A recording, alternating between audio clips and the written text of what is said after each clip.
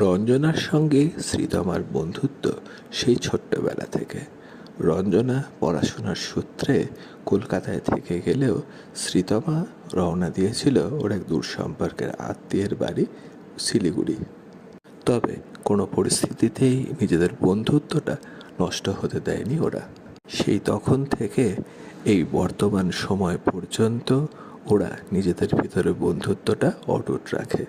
আর বিশেষ করে এই 10ই জানুয়ারি তারিখে, মানে শ্রীতমার জন্মদিনে, রঞ্জনা যেখানেই থাক না কেন শ্রীতমার বাড়িতে এসে ওকে উইশ করে যায়। সেই মতোই এবারেও দুদিনের ছুটি নিয়ে রঞ্জনা এসে পৌঁছয় শ্রীতমার বাড়ি।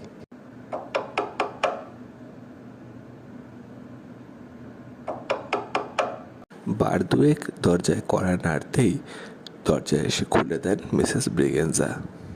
শ্রীতমার গভর্নেস ছিলেন উনি। শ্রীতমার কথা জানতে চাইলে মিসেস ব্রিগেনজা বলেন, শ্রীতমা নাকি খানিকটা দূরে কোথাও একটা গিয়ে আছে, একটু পরেই ও ফিরে আসবে।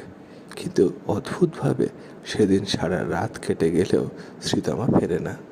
পরদিন সকালে মিসেস ব্রিগেনজার সঙ্গে ওনার সাজানো বাগানে গল্প করতে করতে শ্রীতমার কথা জিজ্ঞাসা করলে উনি বলেন সে নাকি আজ সন্ধ্যায় আসবে। কিন্তু শ্রীতমার এরকম অদ্ভুত ব্যবহারে একটু চিন্তিত হয়ে পড়ে রঞ্জনা। দিন গড়িয়ে বিকেল হলে একাই ব্যালকনিতে শ্রীতমার জন্য অপেক্ষা করতে থাকে রঞ্জনা। আর ওর সঙ্গে যোগ দেয় ওখানকার বহু পাহাড়ি পাখির দল।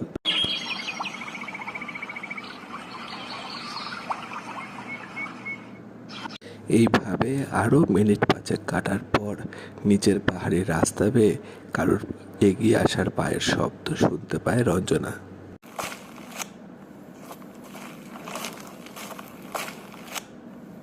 দোতলার ব্যালকনি থেকে রঞ্জনা বুঝতে পারে শ্রীতমাই আসছে।